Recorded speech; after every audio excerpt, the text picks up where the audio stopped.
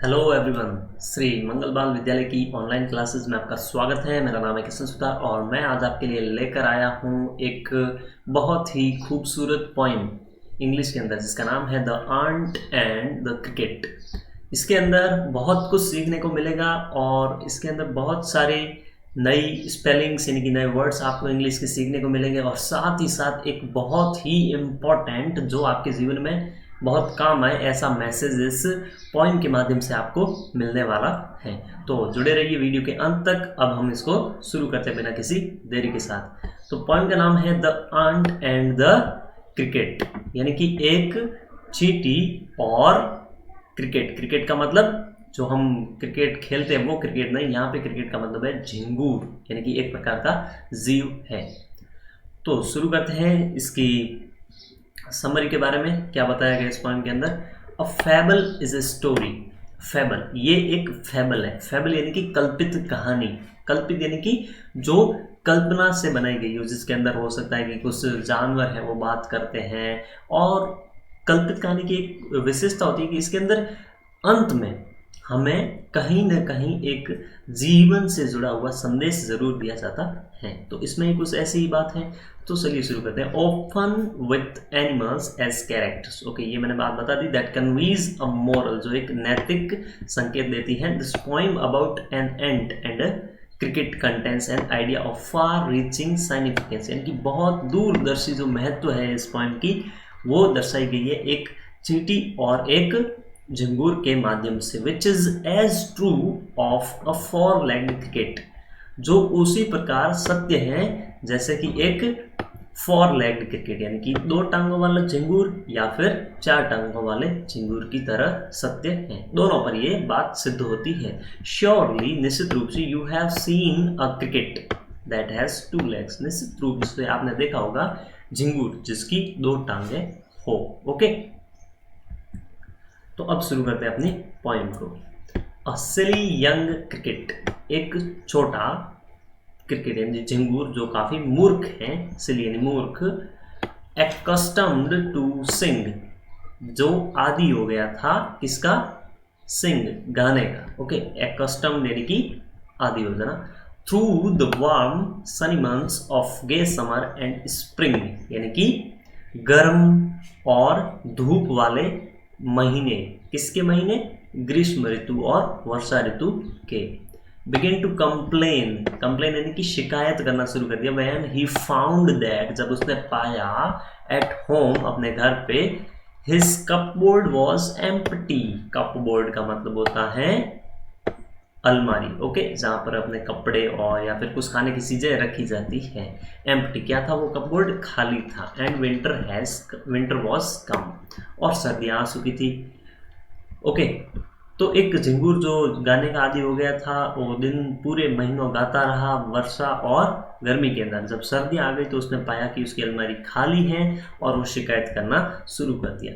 Not a crumb to be found. Crumb यानी कोई भी टुकड़ा नहीं था, कुछ खाने की चीज वहां पर नहीं बची हुई थी। On the snow covered ground, बर्फ से ढकी हुई जमीन पर। Not a flower could he see, कोई फूल भी उसे नहीं दिखाई दे रहा था। Not a leaf on a tree, यानी कि लीफ का मतलब पत्ती, पेड़ पर कोई पत्ती तक नहीं थी।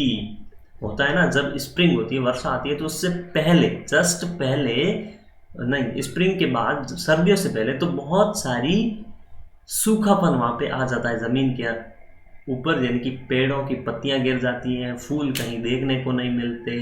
अब वो झिंगूर है, वो बेचारा क्या करे इस मौसम में? उसके पास कुछ खाने को नहीं था। ओ व्हाट विल बिकम, क्या हो गया या क्या होने वाला है मेरे साथ? सेज द क्रिकेट, क्रिकेट यानी कि झिंगूर ने कहा, ऑफ मी, यानी कि मेरा क्या होगा इस मौसम में। एट लास्ट, अंत में, बाई स्टारवेशन। स्टारवेशन एक बहुत ही अच्छी स्पेलिंग, यानी कि स्टारवेशन का मतलब होता है भूख।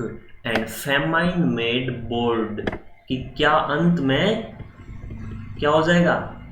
इस भूख और अकाल के कारण, फेमाइन का मतलब होता है अकाल, इसके कारण काफी मैं बहादुर हो जाऊंगा। ऑल ड्रिपिंग विथ वेट, पसीने से यानी कि पसीना टपकते हुए पूरे शरीर से, and all trembling with cold, और सर्दियों से कंपकंपाते हुए, away he set off to a miserly ant, फिर दूर वह गया किसके पास, माइजरली जो लालची, कौन लालची, आंट यानी कि चींटी।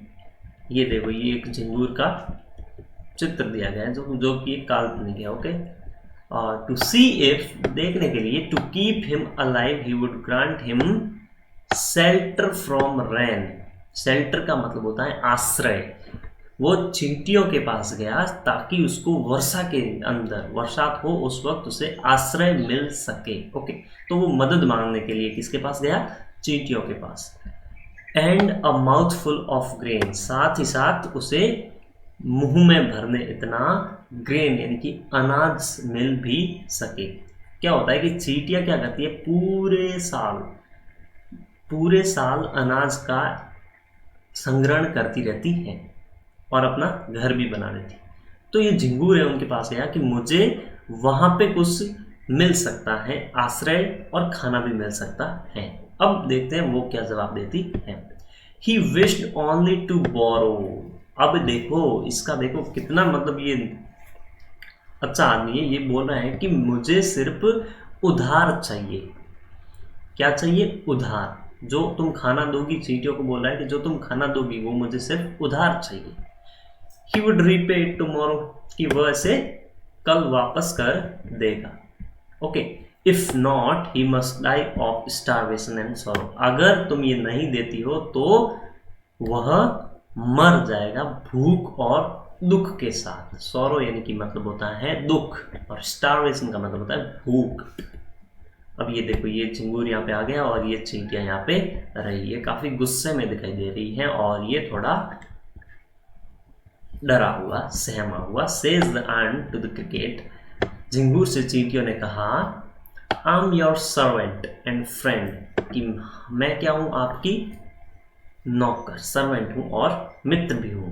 लेकिन वी एंट्स, हम चींटियां, नेवर बोरो, कभी उधार नहीं लेती।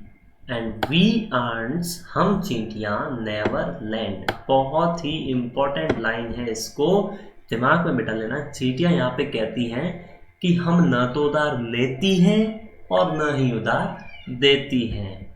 बट टेल मी, लेकिन मुझे बताओ, डियर क्रिकेट, प्रिय झिंगूर, डिड यू ले नथिंग बाई, यानी कि क्या तुमने कुछ भी बचा के नहीं रखा। When the weather का मतलब मौसम, was warm, जब मौसम कैसा था, गर्म था। ओके, कॉथ द क्रिकेट, क्रिकेट कहता है। कॉथ का मतलब होता है सैड, SAID, सैड यानी कि कहा। तो ये कॉथ एक काफी पुराना इंग्लिश वर्ड है, आजकल इसे यूज नहीं किया जा सकता, नहीं किया जाता। ओके, अब ये सिर्फ पॉइंट्स जो पहले लिखी गई थी, कहानियां, कल्पित कहानियां, फेबल्स है, उनके अंदर किया जाता है। ओके, तो ये क्रिकेट को कहते हैं, क्रिकेट कहता है कि नॉट आई, झिंगूर कहता है नहीं नहीं, मैंने ऐसा कुछ नहीं किया, मैंने खाना बचा के नहीं रखा पूरे गर्मियों के अंदर। माई हार्ट वॉज लाइट, कि मेरा हृदय तो कैसा है, हल्का है। That I सैंग day and night, कि मैं दिन भर क्या करता हूँ, गाता रहता हूँ। ओके, तो झिंगूर होता है वो दिन भर उसकी वो झिंझनाट की आवाज ही लगी रहती है, तो वो पूरे दिन ऐसे ही गाता रहता है। तो यहाँ पे ये बोल रहा है कि मैं तो, मेरा दिल तो बहुत हल्का है, मैं ऐसे गाता रहता हूँ। फॉर ऑल नेचर लुक के यू सैंग सर यू से। तो चींटियां कहती है कि आपने कहा कि तुम गाते हो। क्या कहा, कि तुम सिर्फ गाते हो। गो देन, जाओ फिर। सेज द एंट, चींटी ने कहा। And dance the winter away, कि पूरी गर्मियों, पूरी इस सर्दियों के अंदर नाचो। कि गर्मियों के अंदर तुम क्या कर रहे थे, गा रहे थे, तो जाओ अब सर्दियों के अंदर नाचना शुरू करो, दूर जाके कहीं पे। दस एंडिंग, अंत में, ही हास्टिली लिफ्टेड द विकेट, उसने जल्दी से, शीघ्रता से विकेट उठाया। And out of the door turn the poor little cricket, और दरवाजे से बाहर बेचारा झिंगूर चला गया। फोक्स यानी कि साधारण लोग, कॉल दिस अ फेबल, क्या कहते हैं इसे, सिर्फ एक कल्पित कहानी। I will warrant it true, लेकिन मैं कहता हूं कि ये क्या है, सत्य है। अधिकार के साथ कहता हूं, वारंट के साथ कहता हूं। सम क्रिकेट्स हैव 4 legs, कुछ क्रिकेट्स जो झिंगूर होते हैं उनके 4 टांगे होती हैं, ओके। एंड सम हैव 2, और कुछ के 2। तो यहाँ पर 2 प्रकार के झिंगूर होते हैं, 4 टांगों वाले और 2 टांगों वाले। तो ये थी अपनी प्यारी सी पोइम। इसके अंदर आपको बहुत कुछ सीखने को मिला होगा, और मैं ये आशा करता हूँ कि इसकी जो स्पेलिंग्स है वो आप अच्छे से 1-2 बार रिवाइज जरूर करें, okay. Adapted from Aesop's fables, okay. Aesop एक बहुत ही प्रसिद्ध जाने माने राइटर थे, कवि थे, पोइटिस्ट थे, ओके। उन्होंने बहुत ही अच्छी अच्छी कहानियाँ लिखी, इतनी अच्छी कहानियाँ लिखी कि वो सबको पसंद आने लगी थी, और आज भी इनकी बहुत सारी कहानियाँ जो पूरे संसार के अंदर प्रचलित हैं। तो अब शुरू करते हैं इसके कुछ क्वेश्चंस एंड आंसर। इससे पहले ये वर्ड्स हैं, एकमस, ओके, accustomed टू सिंग, यानी इसका मतलब होता है यूज टू सिंगिंग, यानी कि आदत हो जाना गाने की।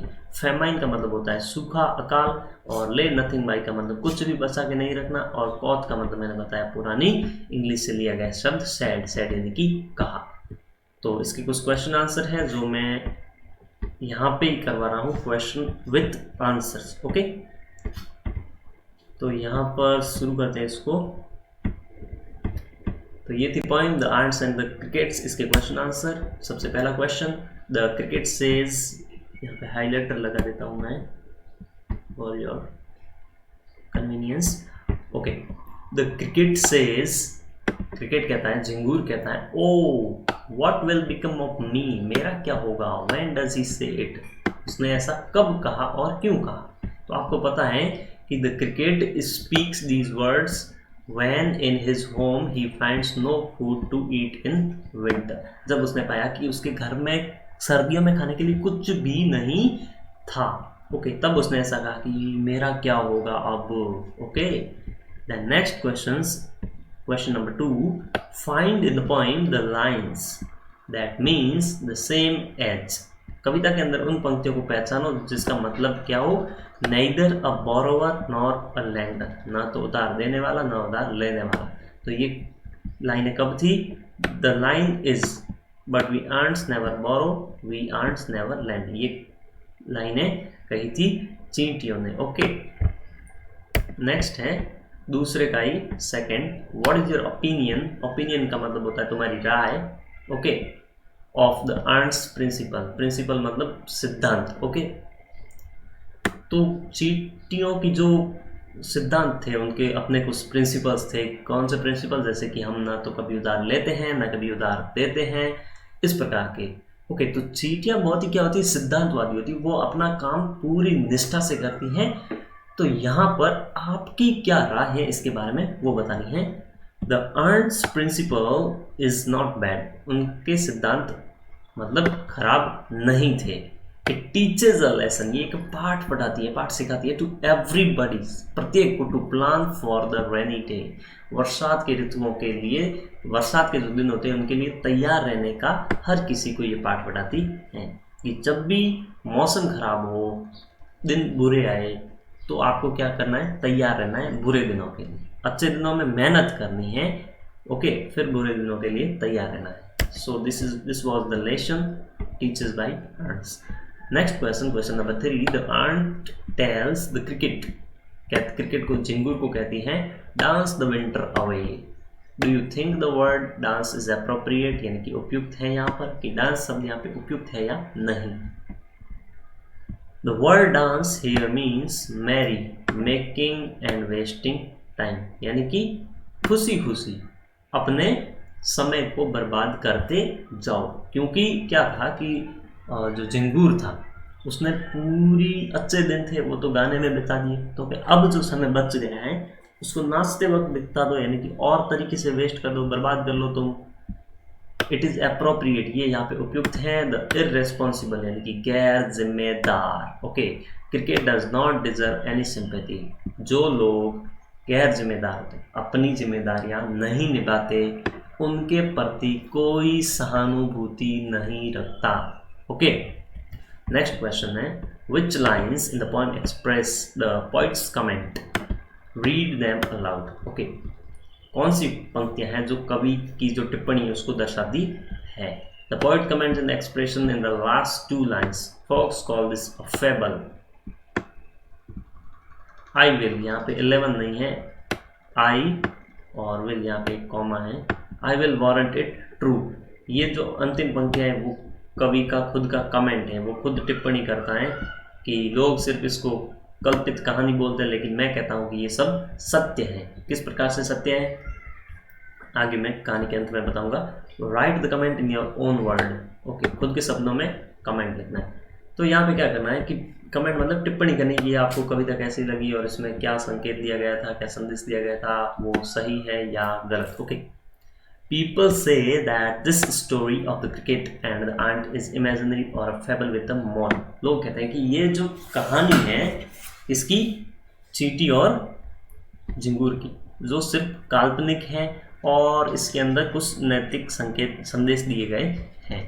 बट आई थिंक, लेकिन मैं सोचता हूँ that the story is true, story बहुत ही सही है एंड एजुकेटिव, यानी कि शिक्षा देने वाली है। Some people live only in the present, यहाँ पे ध्यान रखने योग्य बात है कि कुछ लोग सिर्फ वर्तमान में जीते हैं।